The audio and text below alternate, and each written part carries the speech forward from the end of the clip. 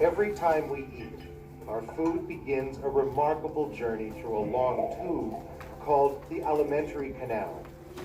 Along the way, chemicals and fluids are added to break down and process the food into substances called nutrients.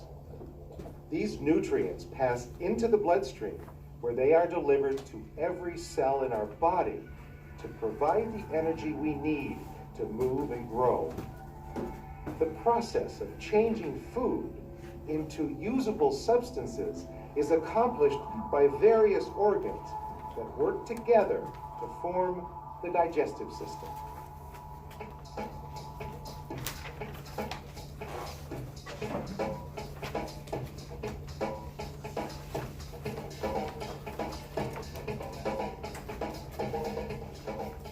In this program, we will examine the basic anatomy of the alimentary canal and present beginning concepts of how the digestive system functions to provide nutrients for maintaining a healthy body.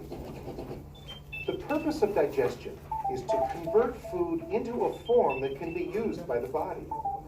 Digestion is necessary because foods, as eaten, are too complex in physical and chemical composition to pass through the alimentary canal into the blood for cells to use for energy and tissue building. The nutrients in food are not absorbable or useful until they are digested.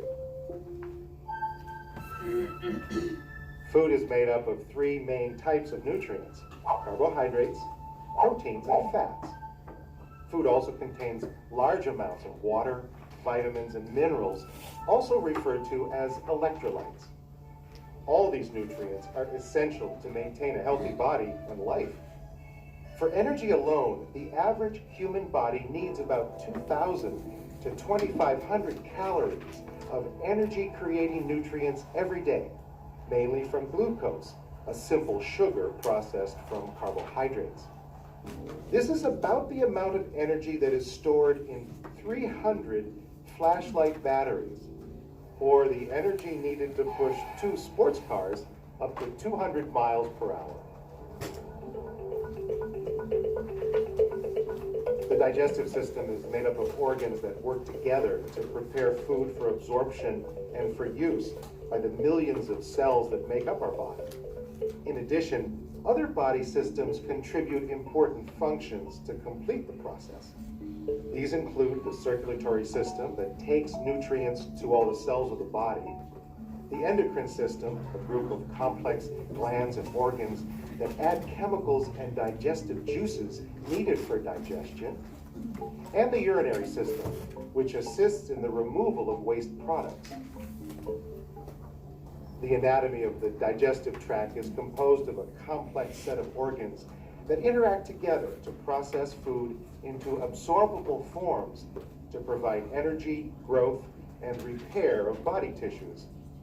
If stretched out, the gastrointestinal tract would measure about 9 meters long, or the height of a 3-story building.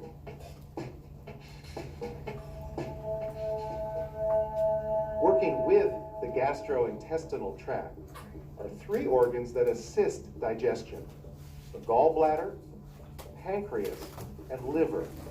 The gallbladder is a small bag-shaped organ tucked under the liver. Bile produced in the liver is stored in the gallbladder. Bile helps digest fatty foods and contains waste products from the liver that are disposed of through the intestines. The pancreas lies behind the stomach. It supplies enzymes to the small intestines, which help complete the chemical digestion and absorption of proteins, lipids, and carbohydrates. Reddish colored and lying above the stomach, the liver is the body's largest solid internal organ. With more than 500 identified functions, it is metabolism central. It essentially regulates the body's nourishment and growth.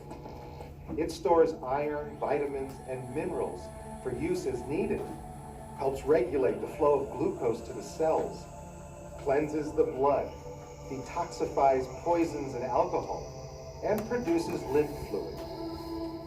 The liver is the largest reservoir of blood in the body and contains all the blood that leaves the absorptive areas of the digestive tract. It's also the only organ that can regenerate itself. So keep that in mind when someone you love needs a liver donation.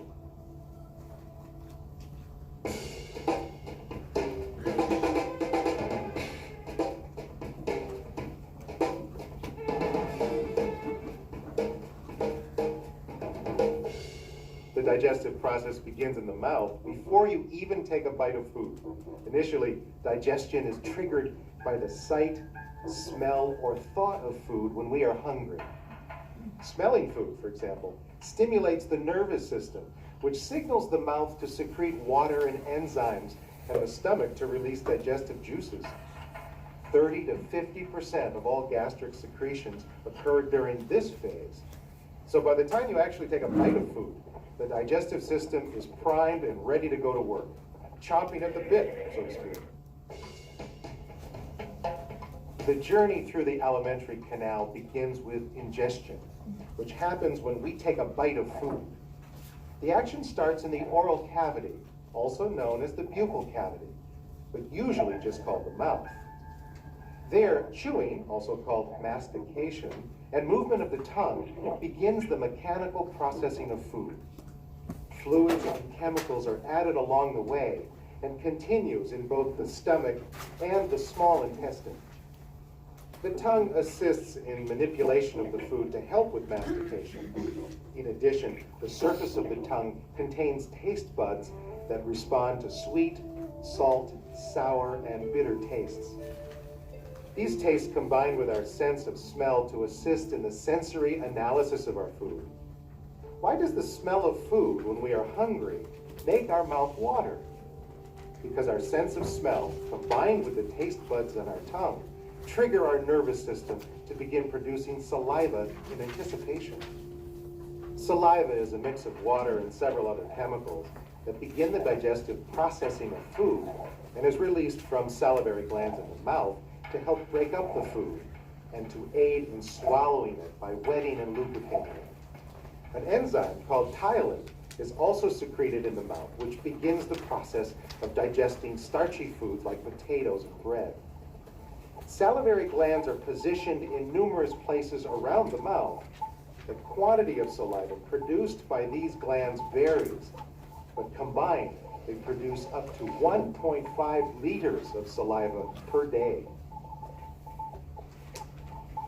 As we chew, saliva helps to soften the food into a semi-solid lump called a bolus that is easy to swallow. After the bolus develops in the mouth, it's ready to swallow. The soft palate at the roof of the mouth partially closes. The tongue rises to block off other openings, and swallowing occurs. Food moves to the esophagus and into the stomach. The trip through the esophagus into the stomach is driven by the power of peristalsis.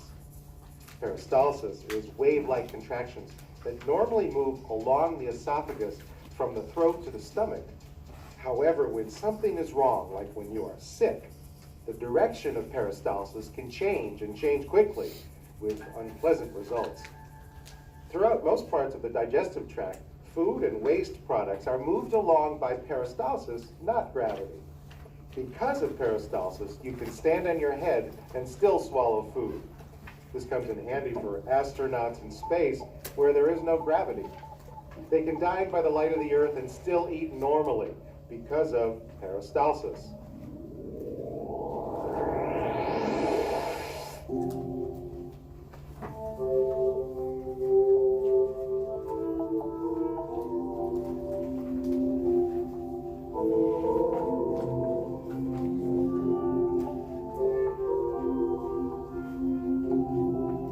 Digestion is the process of converting food into a usable form.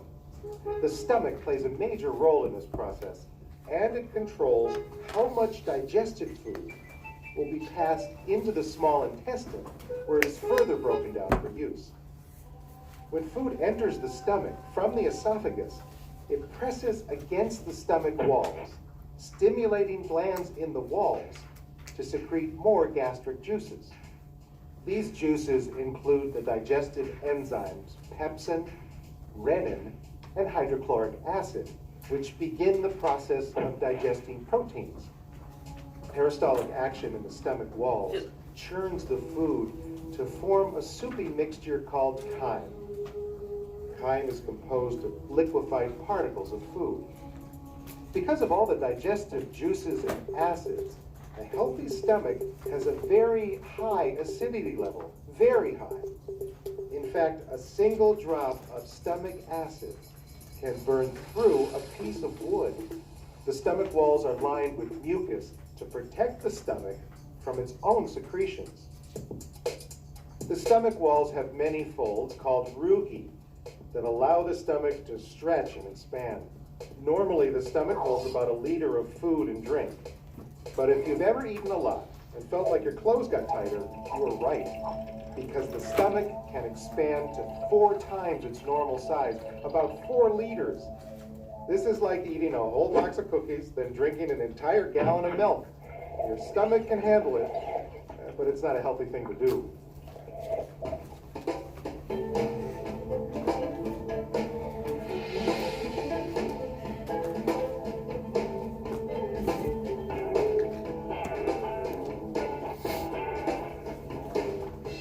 The stomach releases small squirts of chyme into the small intestines. While some digestion continues here, mostly this is where absorption takes place. Secretions from the gall, pancreas, and intestinal walls aid in this process. From the small intestines, nutrients are absorbed and carried to the liver for further processing or elimination. Absorption takes time depending on the type of nutrient. For example, fat and protein absorption takes longer than sugars. In some disease conditions, the movement of chyme is so rapid in our body that we become ill. Of course, the opposite is true as well.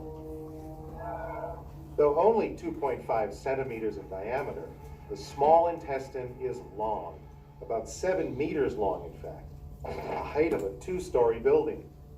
It fits inside the abdominal cavity because it is tightly folded, but the internal surface area available for digestion is multiplied many times over because of its many folds and ridges. Plus, the entire inner surface of the small intestine is covered with tiny finger-like projections called villi, which are themselves covered with even tinier projections called microvilli. Due to all the folding and projections, the absorptive area of the small intestine is roughly 250 square meters, the size of a tennis court. Microscopic blood vessels called capillaries and lacteals, which are part of the lymph system, are intertwined inside the villi. And it is here that the actual absorption of nutrients takes place. Capillaries absorb amino acids and simple sugars, while lacteals absorb fatty acids and glycerol.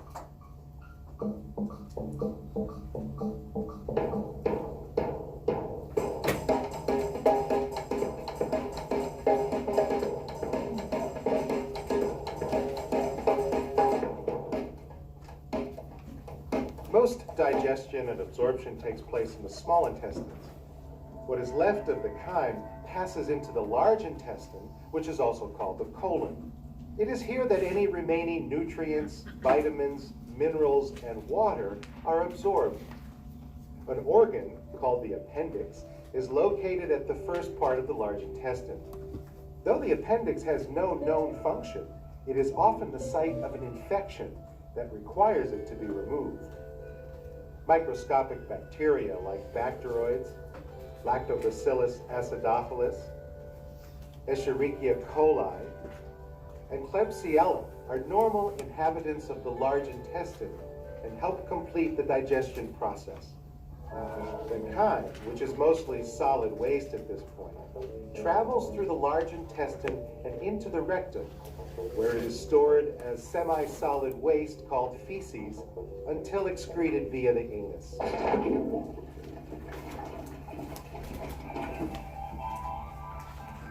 And so the food we eat reaches the end of its journey through the alimentary canal. This journey usually takes 10 to 12 hours. Along the way, vitamins, minerals, and other nutrients are selected from this complex pathway and used as the fuel and building material for the body. And through this same system, what the body cannot use and other waste material is removed.